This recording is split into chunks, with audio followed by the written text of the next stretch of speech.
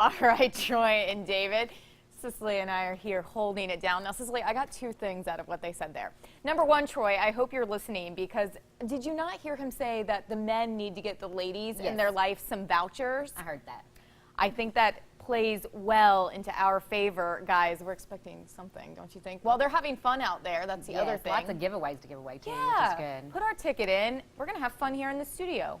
Take that. How are you? I'm good. Okay. How do you like the cold? No. That was a very definite answer. You may not know this, but most people do because I whine like a baby anytime it's cold or it snows. I do not drive in it at all. At all. At all? No. No.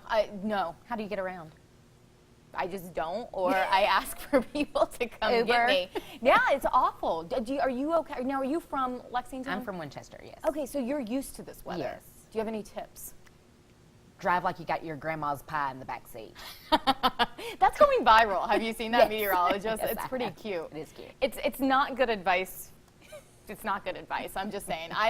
There's a meme that I have, and it's like, I'm from Florida, a little bit of snow, in the ditch I go. And that's how I feel. I also the have truth, rear-wheel drive. So that's the thing. I'm not that big of a wimp, people. I lived in Colorado.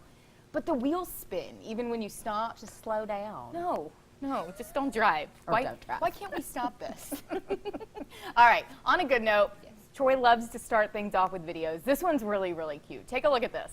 It's a cat, and it's enjoying a back massage from his furry friend. This happened in East China. One cat was kneading and rubbing its paws on the back of the other feline, who seemed to thoroughly enjoy it there. Obviously, we have the sub-captions there. The kitties live on a campus, and they're named Big Mandarin and Small Black. What is this? They're adorable. Getting a massage. I mean, he looks like he's a professional there. Sign me up. Can we hire this cat? It's pretty cute. Did you have cats? Are you a cat person? No, I'm not a cat person. I'm a dog person. Okay, I don't know. Yes. Would dogs do this? I Probably don't not. know. All right, that is adorable. I think It's we need cute. to find, I think Little Black, that was his name, and bring him to the studio. Troy, make that happen. All right, let's switch over. This is some sad news. It's a good story out of some devastating news that's happening out west. We all know today marks 1 week since the wildfires in California began to burn, and now there's more than 100 people missing and sadly at least 59 dead. But here's a story of a hero amid all that tragedy. When Jeff Hill returned to his evacuated neighborhood during one of the 3 fires, he found a horse in his backyard swimming pool. Now, he said in a Facebook post the horse was tangled in the pool cover after escaping the flames. That pool cover, get this, prevented her from drowning. Hill says he scrambled to unhook the cover and guided the horse up the shallow end steps. Resources eventually came to escort the horse from the fire zone. That's devastating. It's a sad situation, and when you're amongst it, we're just getting a glimpse of it from the outside looking in, you know. It's unreal, and you know, we're in horse country. So many people have these animals, and I don't have fire experience, but even like hurricanes. Right. The number one thing, well, not the number one thing, but it's majorly up there are your pets and your animals, and you have horses. What do you do with them? This Yes. happens so quickly, you don't have a chance. So Right. for the I horse lived to in the do that. well, amongst the 2007 wildfires in California. Did you? How was Yes, that? it was very scary, you know, trying to go on with your day, going to work and driving by the fires and we're just having to continue to move on, of course, evacuated. Oh, you did have to evacuate. We did have to evacuate. Was there any loss around? There was a where lot you- of loss. Thankfully, my home was saved, but there was a lot of loss, my neighbors and things. I mean, that's a worst nightmare. There's nothing you can do, is there? No. And what did people do with their animals? A lot of people take them to be adopted and things of that nature. Really? Yes. Before it even gets there? Before it even gets there, because they're going to friends' houses that they can't take their animals with them. So adopting animals and just kind Right. of hanging out with friends. So you've been there. Is there any advice? So many people here on the East Coast want to help these people. What were they saying to do when you were out there? Red Cross, donate, don't send used clothes and things like that, because what they're looking for is money to stay places and things like that. Right. So I'm sure that's all up on the Red Cross Yes, it website. is. That's It good is. advice there if you are looking to help. Red Cross does some amazing things They do. for people in need. Well, thank you for that. It's so scary.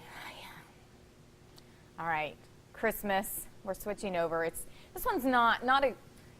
Yeah, we want to know what you think. This is on our Facebook page. Listen to this. A company in Wisconsin is wishing its employees a holly jolly Christmas with a brand new gun.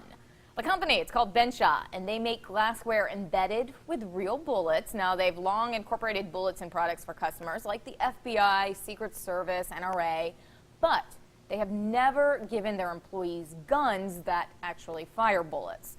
The Christmas gift is a $500 gift card to use to purchase one after first taking a gun safety course. Some employees say they've never fired a gun, others are veterans, but either way, they say this gift will keep them safe in an uncertain world.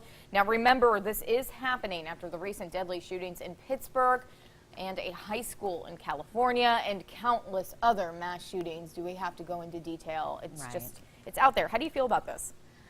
I'm torn. I am a gun owner. You know, I'm an advocate for owning a gun, but this is different. I don't know about a company giving guns away. So you feel that this is different? It is different. Why?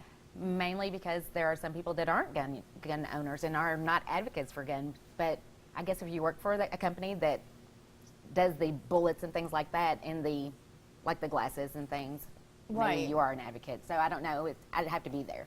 And I'm not sure of Wisconsin's gun laws or anything, but I Correct. do think it's, and I don't know how I feel about it. Same way. I mean, you're a personal concealed weapon, I guess that's okay in Wisconsin if they're doing this. And they are offering a gun safety course, yes. which is a fantastic step to do that.